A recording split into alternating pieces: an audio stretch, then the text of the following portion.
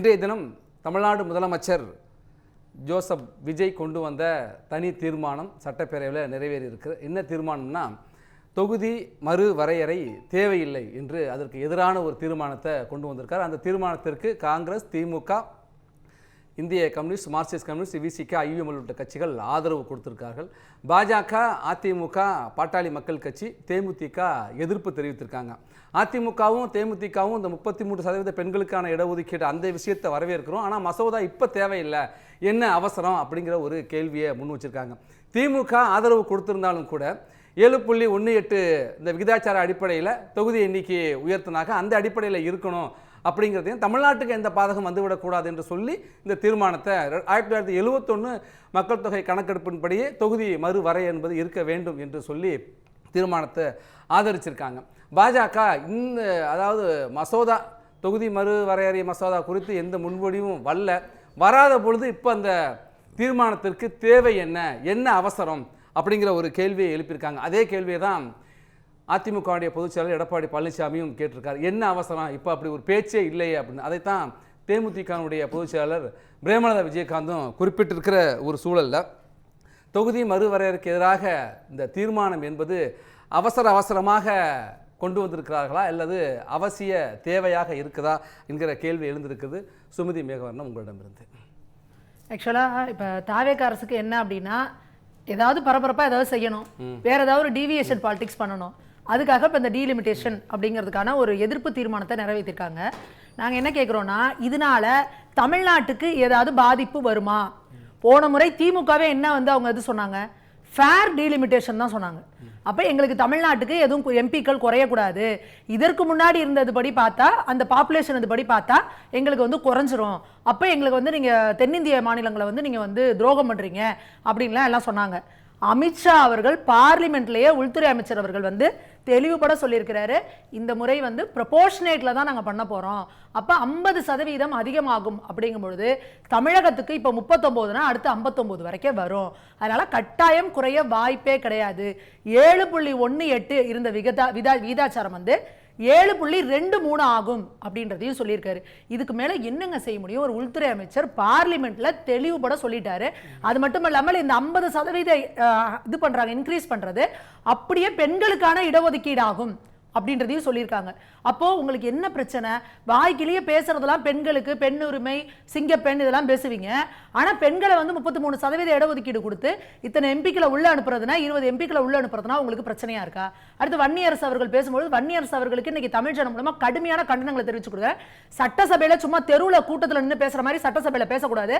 சட்டசபையில நின்று பேசும்போது சொல்றாரு, உள்துறை அமைச்சரும் சரி, தலைமை அமைச்சரும் சரி, அதாவது பிரதமரும் சரி, அவங்க நான் பார்லிமெண்ட்ல ஒண்ணு பேசுவாங்க, ஆனா வெளியில அதை மாத்தி பேசுவாங்க அப்படின்றாரு. அப்ப பார்லிமெண்ட்ல ஒரு உள்துறை அமைச்சர் என்ன சொன்னாரு, 1 hour டைம் கொடுங்க எனக்கு, நான் இப்பவே மாத்திட்டு வரேன். உண்மையாலுமே உங்களுக்கு தொகுதி மறுவரையறையில சீட்டு குறைய கூடாதுங்கறதான் பிரச்சனைனா 1 hour டைம் கொடுங்க, இப்பவே நான் மாத்திட்டு வரேன், 50% ஆக்கிட்டு வரேன், என்ன பண்றீங்கன்னு கேட்டார்ல. அப்ப நீங்க உண்மையாலுமே உங்களுக்கு தொகுதி மக்கள் மேல அக்கறை இருக்கு, எங்களுக்கு தொகுதி குறைஞ்சிட கூடாதுன்னா வெயிட் பண்றோம் எடுத்துட்டு வாங்கன்னு சொல்லி நீங்க பண்ணிருக்கணுமா இல்லையா?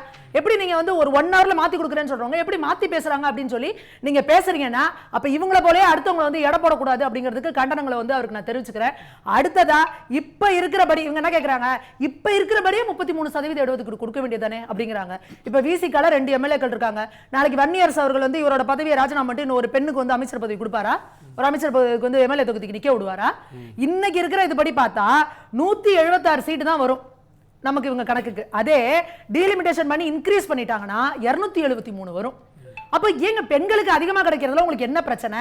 தெளிவுபட சொல்லியாச்சு, ஏங்க தமிழ்நாட்டுக்கு அதிகம் தான் ஆகும், குறையாதுன்னு சொல்லியாச்சு. இதுக்கு முன்னாடி போன முறை திமுக ஒரு இது பண்ணாங்க.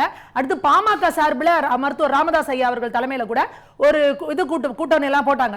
அதுல தெளிவுபட என்ன கேட்டாங்க, தமிழகத்தை வஞ்சிக்க கூடாது, தமிழகத்துக்கு இருக்கிற சீட்டு குறையக்கூடாது, இதுக்கு எல்லாம் தலைய அடிடெல்லாம் வந்தாங்கல்ல.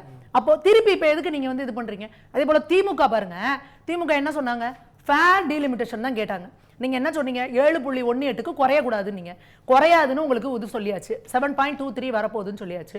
அப்போ நீங்க எதற்காக டீலிமிட்டேஷனுக்காக அனைத்து கட்சி எம்பிக்களை கூட்டினாரு விஜய் அவர்கள், அதுக்கு இங்க திமுக போல. ஆனா சட்டசபையில அந்த தீர்மானத்தை ஆதரிக்கிறேன் அப்படின்னு இங்க உதயநிதி ஸ்டாலின் அவர்கள் சொல்றாரு.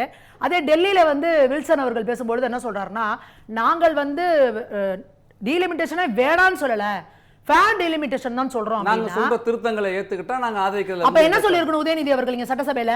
இங்க அந்த டீலிமிட்டேஷனுக்கு எதிரான தீர்மானம் தானே கொண்டு வராங்க. அப்ப நாங்க அதை வேண்டாங்கறாங்க, டீலிமிட்டேஷனே வேண்டாங்கறாங்க. அப்ப நீங்க ஏங்க சொல்றீங்க? நாங்க வேண்டாம்னு சொல்லலங்க, நாங்க முன்னாடி எழுப்பின கோஷமே ஃபேர் டீலிமிட்டேஷன் தான் அப்படிங்கிற தெளிவையே எதிர்க்கட்சி தலைவருக்கு இல்லாம போச்சு. எப்படி அந்த மசோதாவை வந்து தீர்மானத்தை வந்து அவர் ஆதரிச்சாரு? அப்ப நீங்க மக்களுக்கு என்ன நன்மை? இன்னைக்கு பாருங்க, இன்னைக்கு இருக்கிற பாப்புலேஷன் படி, வாக்காளர்கள் படி கிட்டத்தட்ட 15 இருந்து 18 லட்சம் மக்களுக்கு வந்து ஒரு எம்பி. எப்படி நீங்க அந்த மக்களை போய் எங்க இருந்து போய் பாப்பீங்க? எப்படி அட்ரஸ் பண்ணுவீங்க? என்ன அவங்களோட கோரிக்கைகளை கேட்பீங்க? என்ன பண்ணுவீங்க எம்பிக்கள்? அப்ப இல்லங்க, நீங்க மக்கள் தொகை அதிகமாகுது, நீங்க என்ன சொல்றீங்க? இன்னும் 25 வருஷத்துக்கு தள்ளி போடுங்க அப்படிங்கிறீங்க. ஆல்ரெடி 50 வருஷமா பண்ணல. 1967ல 41 இருந்துச்சு நமக்கான தமிழகத்துக்கான எம்பிக்கள். அதையும் காங்கிரஸ் வலிச்சு 2 புடிங்கி 39 ஆக்கி விட்டாங்க.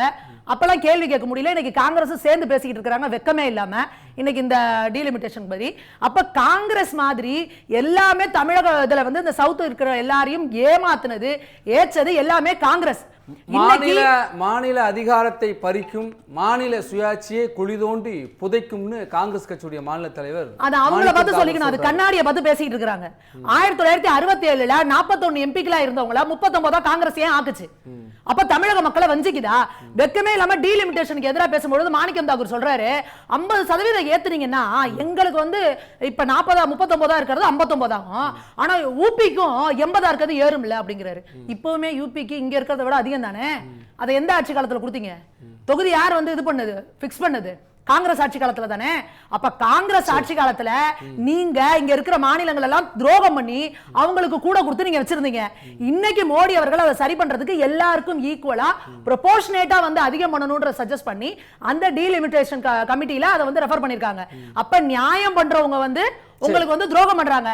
தமிழகத்துக்கு துரோகம் பண்ண நீங்க இன்னைக்கு நல்லவங்க ஆயிட்டீங்களா? பேசலாம், தொடர்ந்து பேசலாம். வடகிழக்கு மாநிலங்கள்லாம் இருக்கு. இப்போ அந்த மாநிலங்களுக்கான பிரதிநிதித்துவம் பெருசாக நாடாளுமன்றத்தில் இல்லை, அவருக்குள்ள கேட்கவே மாட்டேங்குது. அதுபோல் நாளைக்கு தமிழ்நாட்டுக்கு ஆயிரும் அந்த நோக்கத்தோடு தான் மத்திய அரசு இந்த தொகுதி மறு வரையறையை கொண்டு வருதுங்கிறாங்க. இது முழுக்க முழுக்க இவங்களோட கற்பனைகளுக்கும் யூகங்களுக்கும் பதில் சொல்றது. இல்லைன்னா ஜோசியக்காரங்க ஜாதகக்காரங்களா உட்காந்துருக்காங்களா? ஏங்க இன்னைக்கும் அதே தான். உத்தரப்பிரதேசத்துக்கு 80 தொகுதி, இங்க தமிழ்நாட்டுக்கு வந்து 40 தொகுதி. இன்னைக்கும் போய் அங்க தமிழ்நாட்டில் இருக்கிறவங்களாம் போய் ரெப்ரசன்டேஷன் கொடுத்துட்டு தானங்க இருக்கிறாங்க. யாருங்க பேசாம இருக்காங்க? என்னங்க பண்ணாங்க? இவர் சொல்றாரு, இப்ப நாளைக்கு நம்மளுக்கு நிறைய எம்எல்ஏக்கள் வராங்க அப்படின்னா அப்ப நாங்க வந்து இப்ப சட்டசபையில எல்லாருக்கும் பேச வாய்ப்பு கிடைக்காது, அதனால இப்ப இருக்கிற 234 தொகுதியை 100 தொகுதியை குறைச்சிருங்க, அப்ப எல்லாரும் பேசலாம். 50 தொகுதியை குறைச்சிருங்க, அழகா விஜய் அண்ணாட்ட 1 to 1 பேசலாம். இது என்னங்க? இது ஒரு தாங்க பேச்சாங்க இது. அப்ப மக்களுக்கு நீங்க அங்க சட்டசபையில போய் பேசுறது கிடையாது, பார்லிமெண்ட்ல இது பண்றது கிடையாது. உங்களோட ரெப்ரசன்டேஷன் அது இது பண்ணலாம். நீங்க உங்களோட தேவை என்னன்னா மக்கள் தொகை அதிகமா இருக்கும் பொழுது எப்படிங்க நீங்க மேனேஜ் பண்ணுவீங்க? நீங்க யோசிச்சு பாருங்க. 1971ல இருந்த பாப்புலேஷன் என்ன, அதுக்கப்புறம் நீங்க இன்னும் பண்ணவே இல்லை அப்படின்னா ஒரு 25 வருஷம் தூக்கி போட்டு திரும்ப இன்னொரு 25 போட்டு திருப்பி இன்னொரு 25 வருஷம் போடுங்க அப்படிங்கிறீங்களே. அப்ப நீங்க மக்களை பத்தி என்ன நினைச்சுக்கிட்டு இருக்கீங்க? சரி, அந்த மக்களுக்கு ஒரு அரசாங்கம், மத்திய அரசாங்கம் ஒரு திட்டத்தை கொண்டு வருது, குடும்ப கட்டுப்பாடு. அதை வந்து மிக சிறப்பாக நடைமுறைப்படுத்திய தென் மாநிலங்களை தண்டிக்கின்ற வகையில தானே செஞ்சது காங்கிரஸ். காங்கிரஸை இழுத்து வச்சு அடிங்க, காங்கிரஸை கூட வச்சுக்கிட்டு தீர்மானம் போடுறீங்க. காங்கிரஸ் தான் குடும்ப கட்டுப்பாடை கொண்டு வந்துச்சு. ஒரு மத்திய அரசா இருந்த காங்கிரஸ் ஃபேரா இந்தியா முழுக்க எல்லாருக்கும் அதை இம்ப்ளிமெண்ட் பண்ண வச்சிருக்கணும். அப்ப இம்ப்ளிமெண்ட் பண்ணாம நான் இங்க சவுத்ல இருக்கிறவங்க எல்லாம் ப்ராப்பரா பண்ணிட்டு இருக்காங்க, நீங்க ஏன்னா நார்த்ல இருக்கவங்க பண்ணலன்னு கேட்க வேண்டியது யார்? அப்ப இருந்த அரசு காங்கிரஸ் அரசு தானே. அப்பதான் இவங்க வந்து அடுத்து வந்து இது பண்றாங்கல்ல, 71ல பண்ணாங்கல்ல. அப்ப அதுக்கு முன்னாடி அவங்க வந்து தொகுதி ஒதுக்கீடு பண்ணும்பொழுது ஏன் நீங்க வந்து நீங்க எல்லாம் ஒழுங்கா பண்ணல, அவங்க வந்து கரெக்டா வந்து பண்ணிருக்காங்கன்னு சொல்லி நீங்க தொகுதி அப்பவே பண்ணது யாரு தப்பு பண்ணது? இன்னைக்கு வந்து வெக்கமே இல்லாம பேசிட்டு இருக்காங்க. மாணிக்கம் தாக்கூர்லாம் வந்து இங்க 40ங்க அவங்களுக்கு 80ங்கன்னா யாருங்க கொண்டு வந்தது? சுதந்திரம் அடைஞ்சதுல இருந்து காங்கிரஸ் தானங்க இங்க உட்கார்ந்திருக்கு. இருங்க இன்னொன்னு சொல்றாரு, மறு வரையறையை நீங்க ஆதரிச்சீங்கன்னா அது நேரடியாகவும் மறைமுகமாகவும் தமிழ்நாட்டுக்கு செய்யற துரோகம்ங்கறாங்க. நிச்சயமா கிடையாது. இவங்க எல்லாரும் தமிழக மக்களுக்கு துரோகம் பண்ணிட்டு இருக்காங்க. இன்னைக்கு ஒரு எம்பியா உட்கார்ந்திருக்காங்கன்னா இங்க இருக்க தமிழக மக்கள்கிட்ட கேளுங்க, ஒரு எம்பி எத்தனை முறை வந்து உங்க தொகுதியில ஒரே ஒரு தடவை வராங்களான்னு கேளுங்க. ஒரு முறை ஒரு எம்பி ஒரு தொகுதியில இருக்க மக்களை போய் பார்க்க முடியாதுங்க. ஏன்னா அவ்வளவு பாப்புலேஷன் 15 லட்சம் பேர்ல இருந்து 20 லட்சம் பேர் வரைக்கும் வருதுங்க. எப்படி போய் பார்ப்பாங்க? இன்னைக்கு இவங்க கூட சௌமியா அன்புமணி அக்கா கூட அழகா சொல்லிருக்காங்க, ஏங்க நான் இத்தனை கிராமங்கள் இருக்கு, நான் இந்த கிராமத்துக்கு போனேன்னா அடுத்த முறை அந்த கிராமத்துக்கு போறதுக்கு எனக்கு ஒரு சுத்து முடிக்கவே 2 வருஷம் ஆயிருங்கிறாங்க. எப்படிங்க? அப்ப அவங்க ஒரு எம்எல்ஏக்கே இந்த பிரச்சனைனா எம்பிக்கு என்ன பண்ணுவீங்க? அடுத்து ஆதவ அர்ஜுனா பேசுறாரு, தென்னிந்தியாவில இருந்து ஒரு பிரதமர் போகணும் அப்படின்னா தென்னிந்தியால இருந்து பிரதமர் போனா வட மாநிலங்கள்லாம் ஓட்டே போடாம இங்க சவுத்ல இருக்கவங்களே ஓட்டு போட்டா நீங்க போயிருவீங்களா பிரதமரா? முதல்ல பிரிவினைவாதிகளுக்கு எப்படிங்க தேசத்தால தகுதி இருக்கு? வாயை திறந்தா ஒன்றிய அரசுங்கிறது, வடக்கு தெற்குன்னு பேசுறது, வடக்கே வாழ்றான் தெற்கே தேய்றாங்கிறீங்க. நீங்க போய் ஒரு பிரதமரா உட்கார்ந்து வட மாநிலம் தென் மாநிலம் எல்லாத்தையும் சமமா நீங்க நடத்திடுவீங்களா? வடக்கு வாழுது தெற்கு தேயுதுன்னு திமுக பேசும்பொழுது காங்கிரஸ் ஆட்சியில உட்கார்ந்து இருந்தது. அப்ப காங்கிரஸ் சொல்லிட்டு இருந்தாங்க. இன்னைக்கு ஒவ்வொன்றுக்கும் இந்த டீலிமிட்டேஷனுக்கு கூட முன்னாடி இருந்தது என்ன? மக்கள் தொகை அடிப்படையில் இருந்தது. இதுக்கு முன்னாடி பினான்ஸ் கமிஷன்ல கூட எப்படி இருந்தது? மக்கள் தொகை பேசிஸ்ல இருந்துச்சு. பாஜக வந்து ஒன்னனையும் அனைத்து மக்களையும் சமமா நடத்தணும் அப்படின்றதுக்காக எல்லாத்தையுமே ப்ரொபோர்ஷனேட்ல கொண்டு வந்துட்டு இருக்காங்க. இன்னைக்கு பர்சன்டைலா மாத்திருக்காங்க. அப்ப அதையும் நீங்க பேசுறீங்கன்னா உங்களுக்கு தேவை வெத்து அரசியல், வெத்து கோஷம் தானே ஒழிஞ்சு மக்கள் நலன் கிடையாது. நிச்சயமா இது ஒரு டீவியேஷன் பாலிடிக்ஸ். திரும்புற பக்கம்லாம் சட்டம் ஒழுங்கு பிரச்சனை. இன்னைக்கு கோவையில ஒரு மாணவன் கோவை கலாச்சாரத்துக்காக கொலை செய்யப்பட்டிருக்கான். அதை டீவியேட் பண்றதுக்காக உட்கார்ந்து டீலிமிட்டேஷன் எஸ்சிஆர் சொல்லிட்டு உட்கார்ந்து ஒரு தீர்மானம் பண்ணிட்டு உட்கார்ந்து